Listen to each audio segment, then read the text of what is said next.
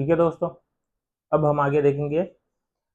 जैसे कि पिछले वीडियो में मैं आपको बता चुका हूँ, है ना, कि मुद्रास्फीति क्या है, मुद्रास्फीति क्यों, मतलब उसके पीछे का रीजन और उसको कैसे मापा जाता है, मेजर्स। ठीक है, CPIW पे पढ़ा था ना हमने। ठीक है, अब पढ़ेंगे ये नियंत्रण के उपाय और मुद्रास्फीति की प्रकार यानी टाइप्स। ठीक है, सबसे पहले हम देखेंगे नियंत्रण के उपाय।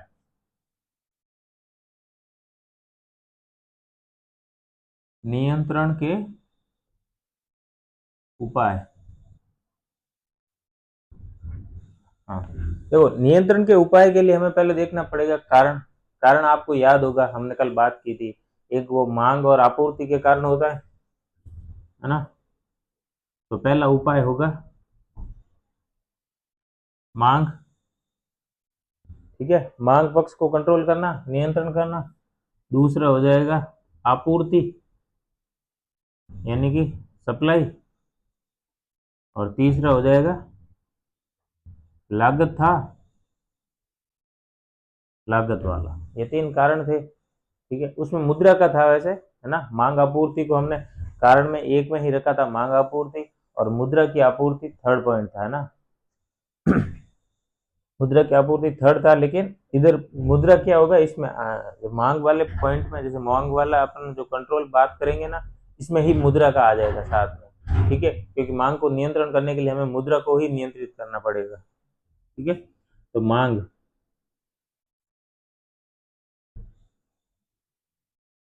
ठीक है, मांग को कैसे कंट्रोल करेंगे। लोगों में मांग है किसी वस्तु की, उस वजह से उसकी कीमतें बढ़ रही हैं।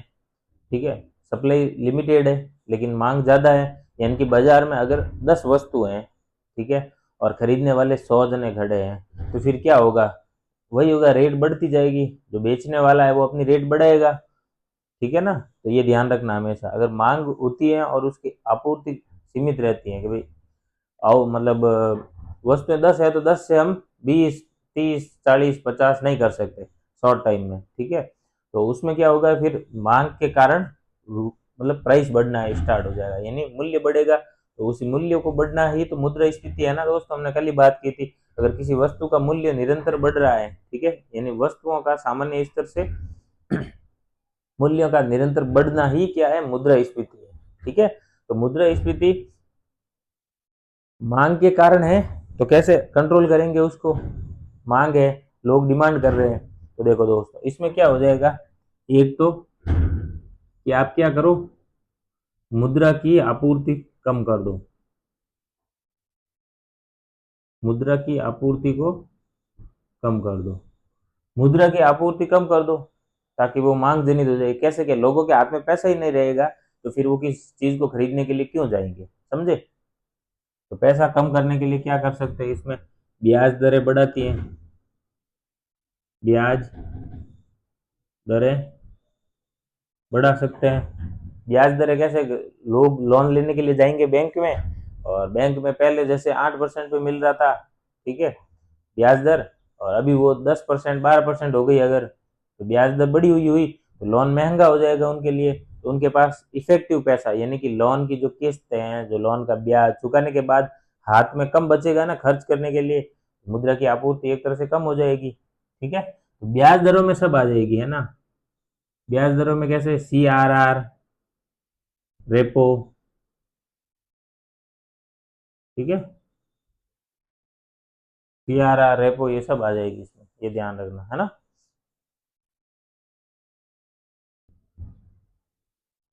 ठीक है, CRR और रेपो ये सब इसमें आ जाएगी। बैंक दर, इन सबको बढ़ाती है ना RBI। तो कुल मिला के मुद्रा की आपूर्ति को कम कर दो तो मांग कम हो जाएगी। ठीक है। ये वैसे क्या होता है, जो चीजें जरूरी होती है हमें, ठीक है, इसमें एक अपवाद हो जाएगा यहाँ पे, जैसे कि चावल, गेहूं, ये सब चीजें होती है ना।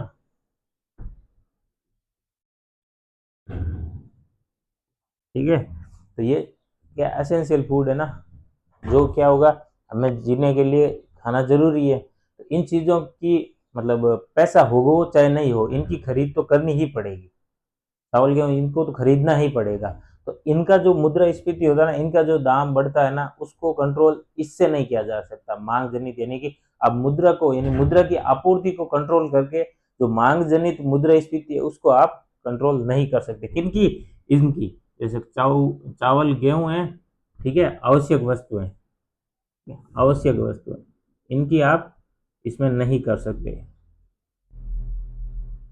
आवश्यक वस्तुएं हैं, फिर वो तो खरीदनी ही पड़ेगी। आवश्यक वस्तुओं पे फिर ये अप्लाई नहीं होगा, ठीक है। बाकी सब में ये मुद्रा आपूर्ति को आप कंट्रोल कर दो तो मुद्रास्फीति कंट्रोल हो जाएगी, लेकिन आवश्यक वस्तुओं के केस में मुद्रा आपूर्ति कंट्रोल करने के बावजूद भी कीमतों में नियंत्रण होना पॉसिबल नहीं हो पाएगा, ठीक है। फिर दूसरा है आपूर्ति। आपूर्ति, जैसा हमने बात की थी कि भाई आपूर्ति लिमिटेड है और मांग बढ़ गई, उस कारण से क्या होती है? मुद्रास्फीति बढ़ती है ना। कि जो मांग है,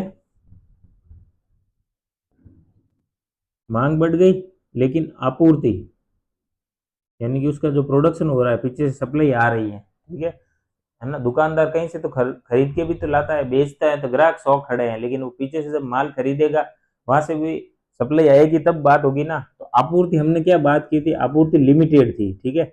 आपूर्ति में नो चेंज, ठीक है, आपूर्ति में कोई तरह का बदलाव नहीं था। लेकिन अब क्या है, देखो, मांग बढ़ेगी लेकिन आपूर्ति में कोई तरह का बदलाव नहीं होगा, तब जाके क्या होती है? मुद्रास्फीति होती है। ऐसी स्थिति में क्या होती है? मूल्य बढ़ते हैं, मूल्य बढ़ते हैं, ठीक है। भाई मांग बढ़ रही है लेकिन आपूर्ति आपने नहीं बढ़ाई, यानी पीछे से माल ही नहीं आ रहा है, तो आपूर्ति आप कैसे बढ़ाओगे? उस केस में क्या होगी? फिर कीमतें बढ़नी स्टार्ट हो जाएगी। लेकिन मेन मतलब मूल्य बढ़ने का जड़ हमें पता है कि क्या हुआ कि आपूर्ति लिमिटेड है और मांग बढ़ गई, इस कारण बढ़ रहा है। तो हम क्या करेंगे? आपूर्ति को बढ़ाने की कोशिश करेंगे, है ना। इस आपूर्ति को अगर बढ़ा देंगे, यानी कि जब हमारे जो एग्जाम्पल था उसमें 10 वस्तुएं थी, ठीक है, और 100 ग्राहक थे,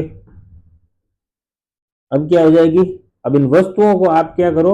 10 से 20, 30, 50 ऐसे बढ़ाने की कोशिश करो, ताकि क्या होगा? मुद्रास्फीति वापस कम हो जाएगी, है ना। बाजार में जैसे वस्तुएं बढ़ेगी, ग्राहक धीरे धीरे ज्यादा ग्राहकों को माल दे पाएंगे, तो ज्यादा ग्राहकों को माल दे पाएंगे तो उससे क्या होगा? मुद्रा मतलब मूल्य वापस सामान्य स्तर पे आने की और पे लास्ट में जाके फिर 100 वस्तुएं और 100 ग्राहक, तब जाके मूल्य सामान्य कीमत स्तर पे आ जाएगा, ठीक है दोस्तों। तो ये होता है, ठीक है। तो आप क्या करो? आपूर्ति को बढ़ा दो, तो ये आपूर्ति में क्या हो जाएगा? आपूर्ति यानी उत्पादन, उत्पादन बढ़ाओ, ये ध्यान रखो। आपूर्ति मतलब उत्पादन बढ़ेगा तो आपूर्ति अपना सप्लाई बढ़ जाएगी, तो उसमें क्या? कच्चे माल की उपलब्धता पे गवर्नमेंट ध्यान दे कि भाई कच्चा माल जल्दी से उपलब्ध हो जाए, इलेक्ट्रिसिटी वगैरह इन सब में कोई डिस्ट्रप्शन नहीं हो, लोग कैपेसिटी में आसानी से उनको लोन मिल जाए, ताकि जो नए बिजनेसमैन है जो अपना एक्सपांशन है प्रोडक्शन का, नए यूनिट लगा सके, इस टाइप से, है ना। तो उत्पादन बढ़ाने के जो दूसरे जितने भी तरीके हैं, है ना, उत्पादन कैसे, कच्चा माल की आपूर्ति वगैरह सब सारी उत्पादन बढ़ाने में जो भी चीजें होती है वो सब करेगी, तब जाके क्या होगा? आपूर्ति बढ़ेगी। आपूर्ति बढ़ेगी तो मांग तो वहां पे रुकी हुई है, लोग डिमांड कर रहे हैं, वो तो देखो जो पॉपुलेशन है वो तो सेम है, ठीक है। मांग करने वाले लोग भी एक एक लिमिट के बाद में तो सेम हो जाएंगे ना, तो उससे बाद में तो बढ़ेंगे नहीं।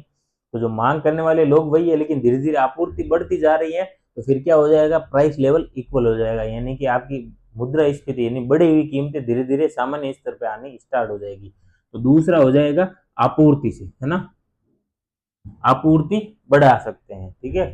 आपूर्ति को बढ़ाओ, मांग को डाउन करो, कम करो, ठीक है। फिर ये लागत, लागत को भी कम करो, डाउन। लागत को कम कैसे कर सकती है? देखो, सरकार लागत को कम कैसे करेगी, ठीक है। एक तो सब्सिडी वगैरह वो देना है ही है, लेकिन मुद्रास्फीति में यानी मूल्यों को कंट्रोल करने के लिए वो देना वायबल भी नहीं होगा, लेकिन टैक्स में कर सकती है ना। इनडायरेक्ट टैक्स, अप्रत्यक्ष कर होता है ना, अप्रत्यक्ष कर, ठीक है, यानी कि इनडायरेक्ट टैक्सेस, जीएसटी, कस्टम, है ना, वस्तु एवं सेवा कर और सीमा शुल्क, ये अप्रत्यक्ष करों को है ना कम कर दो। इससे क्या होगा, बाजार में कीमतें डाउन हो जाएगी। अप्रत्यक्ष कर जैसा क्या से देखो, कोई वस्तु 100 रुपए की है, ठीक है, उसका मूल्य है, उस पे 10% ना, 18 ले लो ना, 18% जीएसटी है उस पे, ठीक है। तो वो कितने की हो गई, यानी कि ग्राहक को कितना पैसा चुकाना पड़ेगा, 100 रुपए तो उसकी कीमत और 18 रुपए उस पर जीएसटी, यानी 118 रुपए ग्राहक को चुकाने पड़ेंगे। ये हो गया वस्तु का मूल्य फाइनल, जो कि ग्राहक बेयर करेगा, सहन करेगा, ग्राहक द्वारा वहन किया जाने वाला खर्चा कितना हुआ, 118 रुपए। अब क्या हुआ, इन्होंने 18% से डाउन करके 12% कर दी रेट को, ठीक है। तो अब क्या होगा, ग्राहक का पैसा, अब ग्राहक को क्या देखो, वस्तु तो 100 रुपए की है, लेकिन उस पे जो 12 रुपए ही टैक्स, 12%, 12 रुपए होगा 100 का, 12 रुपए टैक्स, तो वस्तु कितने की हो गई, 112 रुपए की, ठीक है। तो कीमत कम हो गई, ठीक है। तो लागत को कम करके इस प्रकार से किया जा सकता है, ठीक है। अप्रत्यक्ष कर है ही है, लेकिन इनको अप्रत्यक्ष करों की ये ना, ये अप्रत्यक्ष कर, इनके कारण क्या होता है, शॉर्ट टर्म, शॉर्ट टर्म के लिए कंट्रोल होता है ना, नियंत्रण, ठीक है। आप थोड़े टाइम के लिए कर सकते हो, बाकी बाद में वापस मांग आपूर्ति पे खेल आ जाएगा, है ना। अप्रत्यक्ष करों को आप नियंत्रण करके कुछ समय के लिए मुद्रास्फीति, मतलब हाथों हाथ तुरंत देखो 6 रुपए कम हो गया, तो मुद्रास्फीति 6 रुपए से अपने आप कम हो गई, ये इंस्टेंट है ना। अगर आपको हाथों हाथ कोई मुद्रास्फीति ऐसी है जिसको आपको हाथों हाथ खत्म करना है, तो वहां पे कौन सा उपाय कारगर सिद्ध होगा, ये लागत वाला, यानी अप्रत्यक्ष करों को कम करने वाला, ठीक है। और जो मांग और आपूर्ति वाला है, ये है दीर्घकालीन का, है ना, ये लॉन्ग टर्म, लॉन्ग टर्म, ठीक है, प्लस मिड टर्म यानी मध्यकालीन, मध्यावधि, सॉरी, ठीक है, मध्यावधि के लिए इस ये कारगर, ये दोनों आपूर्ति और मांग, है ना। सप्लाई तो वैसे भी एकदम से बढ़ाना पॉसिबल ही नहीं होता, सप्लाई को बढ़ाने में, यानी आपूर्ति, उत्पादन यूं थोड़ी है कि आज मांग बढ़ी तो कल उत्पादन बढ़ा दिया, ऐसा थोड़ी होता है। उसको देखना पड़ता है कि भाई मांग बढ़ी तो मांग कितनी, उसके पीछे कारण देखने पड़ते हैं, मांग क्यों बढ़ी, ये मांग कितने टाइम तक रहेगी, उसके बाद में जो उत्पादन करता है, जो बिजनेसमैन उत्पादन करता है, वो डिसाइड करेगा कि हाँ ये मांग परमानेंट रहेगी, अगर मैं एक्स्ट्रा उत्पादन करूंगा तो मेरा उत्पादन बिक जाएगा, है ना। इसमें भी पूरा उसकी रिसर्च होती है पीछे, ऐसे ही उत्पादन थोड़ी बढ़ा सकते हैं कि आज मांग बढ़ गई, यानी कि 10 वस्तुएं थी और 100 ग्राहक आ गए, तो कल ही हमने 100 वस्तुएं बना दी कि 100 ग्राहक तो आएंगे, लेकिन कल पता नहीं क्या हुआ, 100 ग्राहक आए नहीं, 50 ही आए, तो हमारी 50 वस्तुएं पड़ी रह गई, उनकी जो उत्पादन लागत, उनका जो खर्चा है वो फालतू रह गया। तो इसका एनालिसिस करना पड़ता है कि ग्राहक परमानेंट है, कितने टाइम के लिए है, मतलब कम से कम कितना उत्पादन एक्स्ट्रा किया जाना चाहिए, ठीक है। इस वजह से ये सारे है ना दीर्घकालीन और मध्यकालीन, मध्यकालीन मतलब साल से 2-3 साल के बीच में, और दीर्घकालीन 3-4 साल से 5 साल 10 साल इस टाइप से, है ना, लॉन्ग टर्म के लिए। अल्पकालीन साल भर से कम, ठीक है, अल्पकालीन ये हो जाएगा 1 साल से कम। तो शॉर्ट टर्म के लिए क्या है, लागत उपाय, और लॉन्ग टर्म के लिए मांग और आपूर्ति, यानी डिमांड और सप्लाई, डिमांड